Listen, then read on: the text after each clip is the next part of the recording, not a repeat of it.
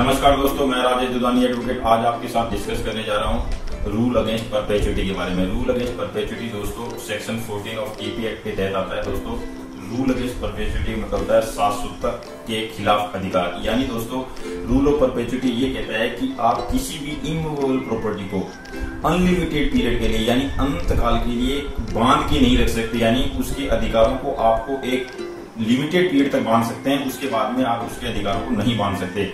इसका मैं एक छोटा सा उदाहरण देना चाहूंगा दोस्तों कि मान लीजिए कोई प्रॉपर्टी है जो ए की है और ए इस बात की एग्रीमेंट कर लेता है कि ये प्रॉपर्टी मेरे बाद बी को मिलेगी, बी के बाद सी को मिलेगी और सी के बाद डी की मिलेगी। तो दोस्तों ये इनडेफिनेट पीरियड के लिए ये प्रॉपर्टी आगे से आगे ट्रांसफर करने का जो अधिकार है वो उसके ऊपर में एक लिमिटेशन लगाएगी, इसके ऊपर में रोक लगाएगी। इसका मुख्य कारण यह है दोस्तों कि अगर कोई प्रॉपर्टी अनलिमिटेड पीरियड के लिए बांध दी जाएगी तो वो प्रॉपर्टी समाज में बिकने के लिए नहीं आ पाएगी। और अगर समाज में बिकने के लिए नहीं आ पाएगी दोस्तों तो फिर दो तीन तरह के इसमें नुकसान देखे जाते हैं। या एक तो नुकसान ये है कि गवर्नमेंट को जो रेवेन्यू जनरेट होती है वो नहीं हो पाएगी। दूसरी दोस्तों जो लैंड की रिक्वायरमेंट होती है मान लीजिए बिजनेस पर्पज के लिए या इंडस्ट्रियल पर्पज के लिए वो नहीं हो पाएगी। और तीसरा जो अहम कारण है वो यही है कि समाज में जो लोगों को रहने के लिए या इंडस्ट्री लगाने के लिए शॉप्स के लिए अगर कोई चीज की रिक्वायरमेंट होती है तो फिर वो व्यक्ति उसमें यूज में नहीं ले पाएगा। तो इसलिए ये रूल अगेंस्ट परपेचुइटी का सिद्धांत लाया गया।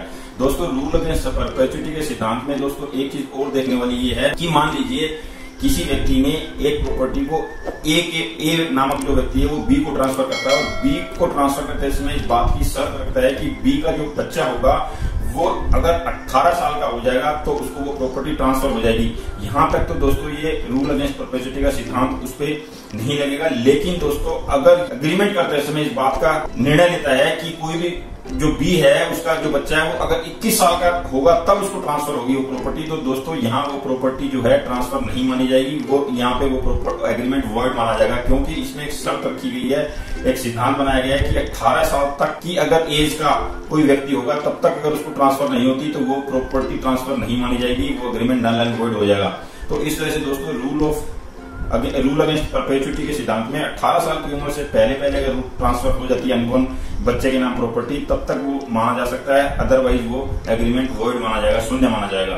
तो दोस्तों इस तरह से ये जो एक सिद्धांत है वो सिर्फ इसलिए बनाया गया है ताकि कोई भी प्रॉपर्टी अनंत काल के लिए बिकने से रुक ना सके।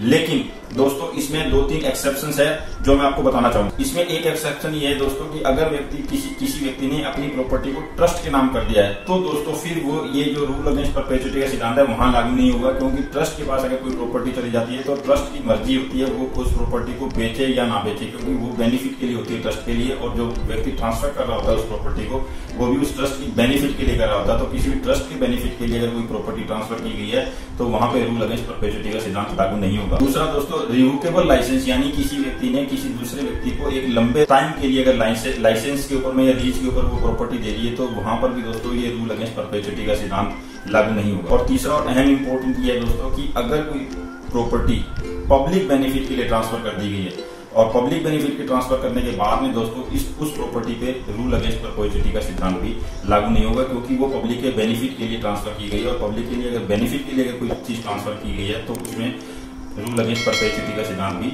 लागू नहीं होगा। दोस्तों इस तरह से जो रूल अगेंस्ट परपेचुइटी का सिद्धांत है वो फैमिली की सफरिंग्स ना हो, बिजनेस जो है आगे ग्रो कर सके और इंडस्ट्रियलाइजेशन हो सके तथा कोई भी प्रॉपर्टी अनंत काल के लिए रुक ना सके मार्केट में बिकने से और गवर्नमेंट को किसी तरह का रेवेन्यू का लॉस ना हो। इन चीजों को मद्देनजर रखते हुए रूल अगेंस्ट परपेचुइटी का सिद्धांत लाया गया है। तो दोस्तों ये था डिस्कशन आज रूल अगेंस्ट परपेचुइटी के ऊपर में। अगले वीडियो में फिर किसी नए टॉपिक के साथ मिलेंगे, तब तक के लिए नमस्कार, धन्यवाद।